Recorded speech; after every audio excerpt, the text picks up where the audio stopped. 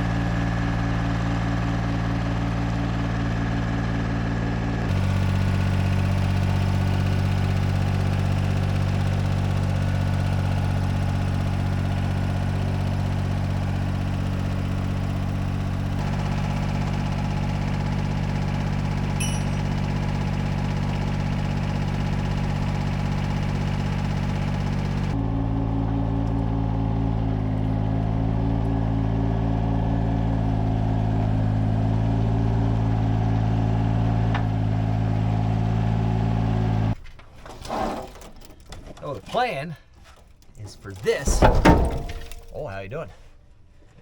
To go into that. What a fella's got to remember is I'm not a mechanic, remember? I just can't afford one. I got some tools and stuff, and we can fumble our way through something, and I've got the access to the old YouTubes and some good people I can reach out to that actually know what they're doing if I got some questions or get stumped. We're trying to build a truck, budget-friendly, that I can't afford to buy already put together. And I'm trying to do it with 2 trucks and a few used parts we can buy. This is going to be something. I got them set up here so I can, you know, I'm set from here, right there, nose to nose. It's about the most efficient way I could figure out with the resources we're running. It is occurring to me I have yet to open this up. This does not have an engine or transmission. We just got the cab, the frame, and yeah. Oh. And a heck of a deal on a steak knife. All right. Actually, there's some parts in here. I hadn't opened this up yet. Of course, this was set up for a diesel, so I don't know the difference that it makes. Man, that frame is just clean, fellas. She's just clean. Look at her. Alabama. Land of no salt, apparently. Well, I'm here for it. It's a new day, and it's 22 degrees. Let's do something I've never done before. Today, the main goal is to get the engine and trans out of this truck. We're just gonna go ahead and take the full clip off, probably get this daggone thing out of the way. I don't know, let's just start, listen, the only thing I know to do is just start taking stuff off, and hopefully it'll make sense. Turn my brain off for a little bit, let my hands do the work. We'll come out of it. And all this stuff, the headlights, the front clip, the grill, the trim, any of that stuff on the body itself, it all swaps over to that same truck as well. So anything that we take off of here that I don't break, we're gonna save for parts in the future for the day that I inevitably smoke a tree or a deer or something. I'm gonna pull this trim off first. Looks like I just removed some clips, and then we can kind of see what's hiding behind there bolt-wise.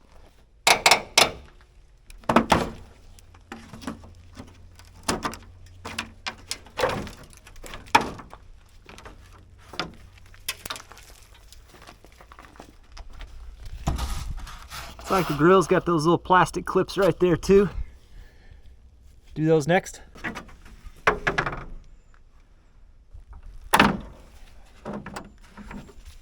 Heck, that's broke. Let's just break it to rest.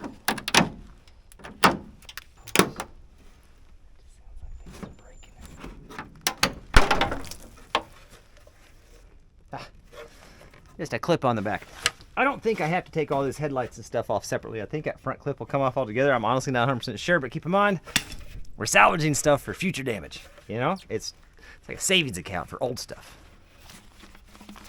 One headlight.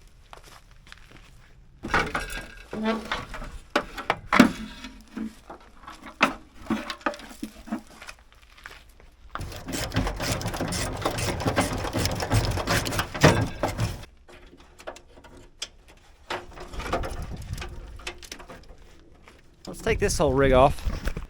We're gonna go ahead and do the bumper since it's attached to this. They just got some bolts right here. That one, and that one. And the same two on that side. Seem to have lost my 3/4, so we're gonna do the right thing and run a 19 instead. Yeah.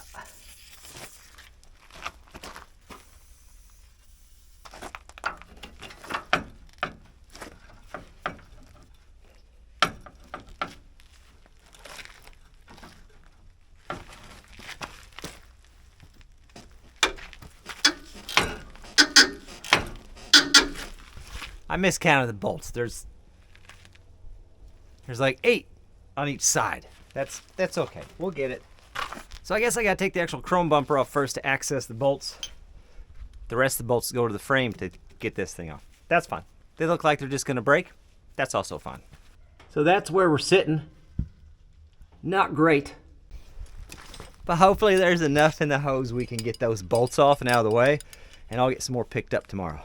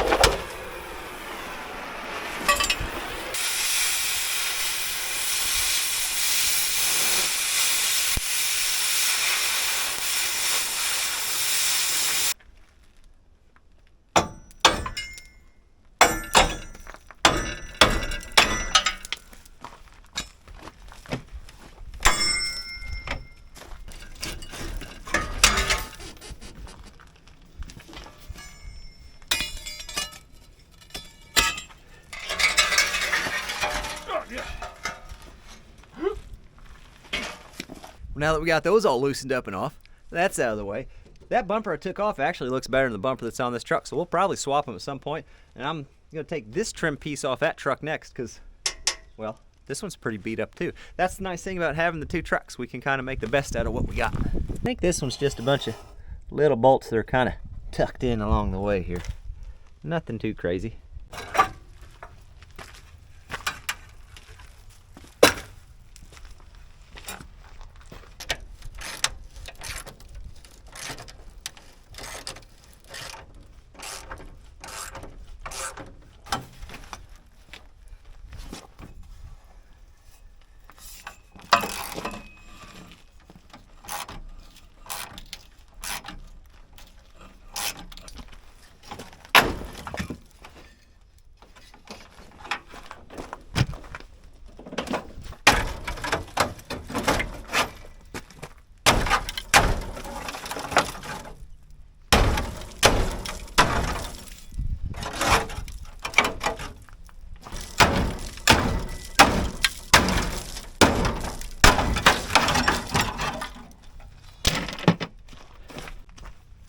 Definitely not the smartest way there, but this is all rusted out, so if I break this out of the way, look at the access I have to the bottom of the radiator to drain it, you know?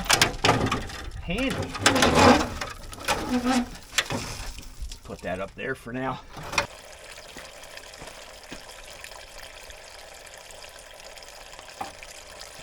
Did find a drain down that side. It's working great. While we're waiting, we'll go ahead and take these 2 bolts out right here and disconnect the upper radiator hose.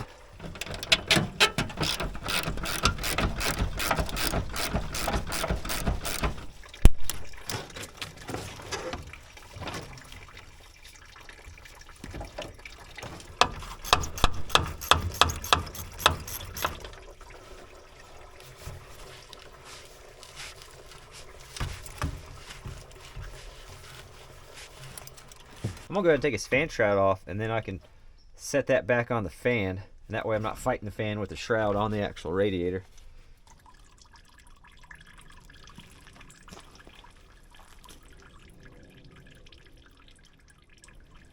Then I can just take this shroud, slide it off the fan, up and out. And I'm gonna go ahead and attach that shroud back to the radiator just so I don't lose these 2 little screws. So I think I just have some bolts to chase down, like those 2 there. Some kind of attachment going on there. Looks like that's supposed to be attached, but I don't think breaking that's going to be an issue. Just some of these little bolts. Then we can try to take that whole piece off. Got her pretty close. The last thing that's kind of holding on is it's still attached to this battery box, which we're not going to save that battery box anyway. It's got 2 bolts right there and 1 support bolt right there. I'm going to go ahead and take those out too. We'll take the whole thing. Probably just going to break them, but that's fine. As long as they get out of the way.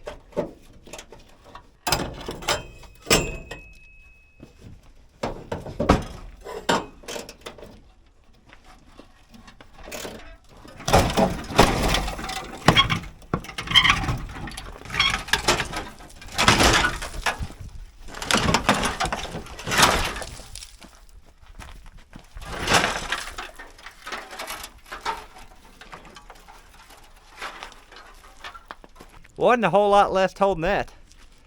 Well, that's pretty wild. Well, I feel like we certainly have plenty of access to get this thing out the front. There's where she sits in there.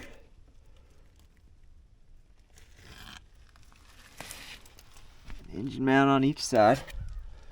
We got to get yet, of course, the transmission mount as well. And then we got to get all the wiring harnesses and accessories unhooked. Oh look, the old Mother Nature's got a head start on us there. Neat. I'm not gonna lie to you, this next few minutes, this is kind of more for future Mike than it is anything. Heater hoses, the left hole in the dash is the right port, the left port on the engine is the right hole on the dash. Obviously there's no hose clamp on there, so I went to give her a twist. There's a pan down below. Went to give her a twist, the tubing just broke off inside the hose. Oh, easy bud. Hold on. Just gonna unscrew this from the side, and we should be able to just kind of set it up on top, and it should ride for us.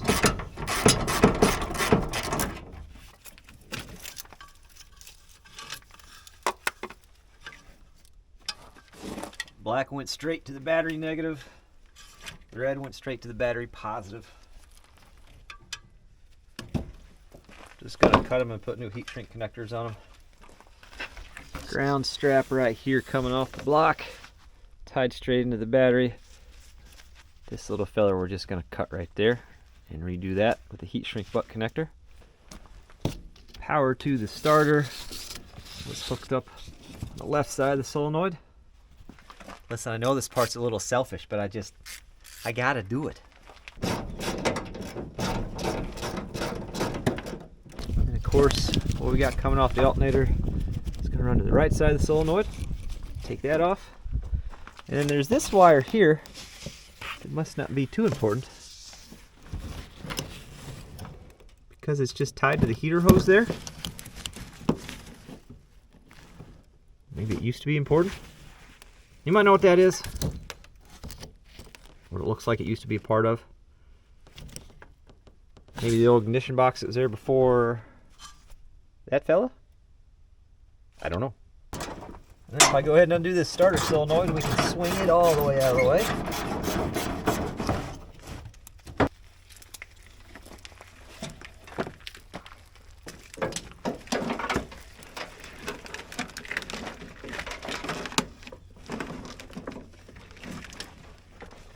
Shove her over here for now. That should work. Let's see. We got this line some sort of vacuum hose, I guess. Comes up right there. Okay.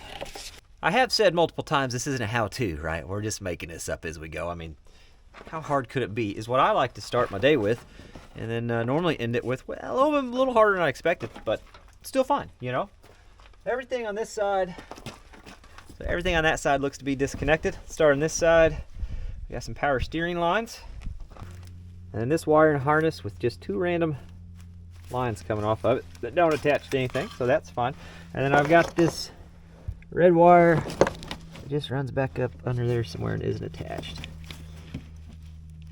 Just so you know, for the reassembly process there.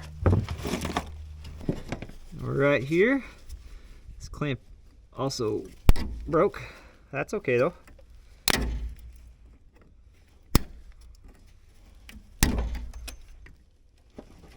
we go. Okay. Then we'll take the filter housing off, and then should be choke and throttle cable, and I think we'll be down to mounting bolts at that point.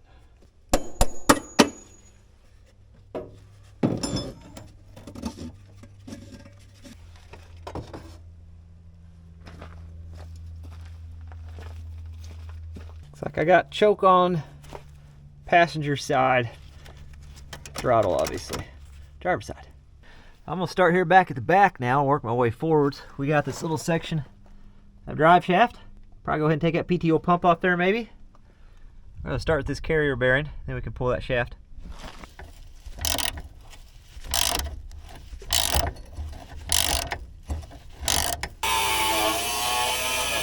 So we got that loosened up now. Not too, oh no, wait. Not too bad. Got the bracket. And next, we got the 4 screws or bolts that hold that U-joint together.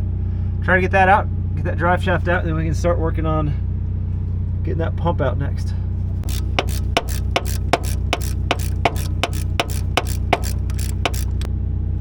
Okay. There's one, and same thing on the other side.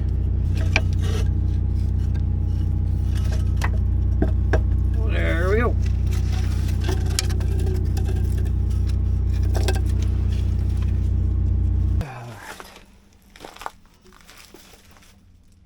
Well, next we're going to try to do this pump. It looks like it's got 4 bolts here on the bottom. And then I got to see how that shaft's attached up there. That would be...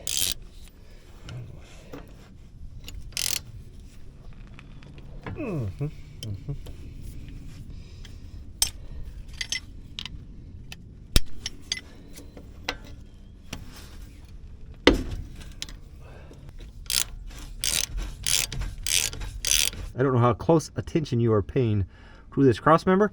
They've done some reinforcements here. This explains the clunking noise when I was running the PTO. This explains the fuel economy. You know? I mean, look at the weight reduction here. Not bad. Looks like it's just on a slip shaft here. So I think I can probably just give her a generous yank out the rear. And 1, 2, 3, yank.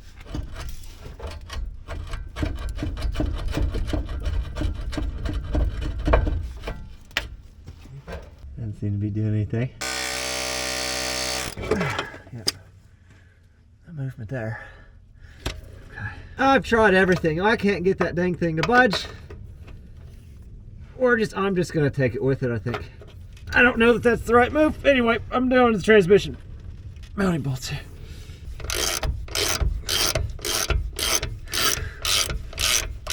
And 2. Now I gotta do the bolts on this side cross member so we can drop the cross member, but before I do that, probably gotta support the transmission.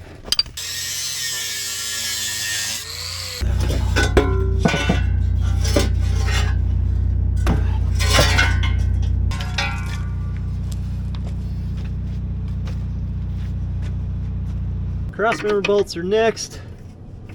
See what happens here. Thinking they're just gonna break. They look pretty not great. Oh, are these nutted with the wrench on top?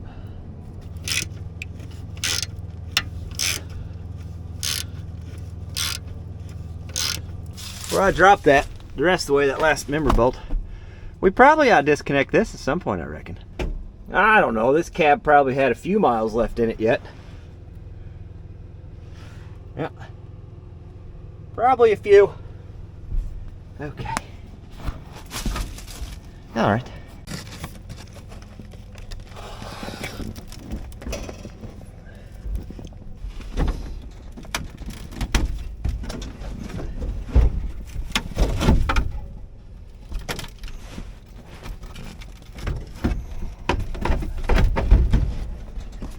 You got one screw here that's so rusted I can't get the socket on it, but we can pop her up. Let's try. I bet we can just break it off there.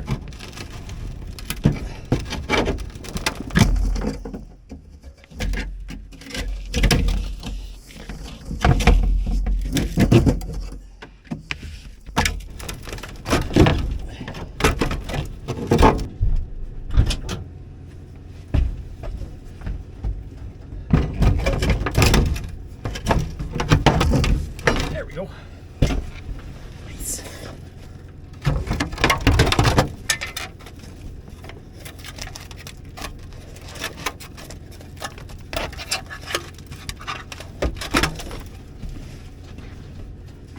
Well, if a fellow wants to know, you can access the cap screws right there, huh? Isn't that something? I gotta undo these 1, 2, 3. Whatever holds this on. Pop that off there, I guess. One big problem with doing shade tree style work, the shop lights. Sometimes they just quit working. I hate to leave you guys like this because we are so close. I've got the engine mount bolts or nuts off, passenger side, transmission covers off, everything's ready. 2 more nuts on the driver's side for the engine mount, and then swing the backhoe over and try to get this thing worked out of here. We're so close, and and then I just ran out of SD card space halfway through the outro. That's my sign. I just need to call it for this evening. Next video is going to be the third function kit hydraulics for the Ford 555. Summit Hydraulics got that sent in, and it's in my possession. But we got to get that engine out. Next video is going to be right back on this thing, getting that engine out. Just some good old-fashioned, budget-friendly shade tree, trying to figure out what the heck I'm doing as I go, whatever this is. I hope you guys are enjoying the video. I'm enjoying y'all being here, and I'll catch you on the next one.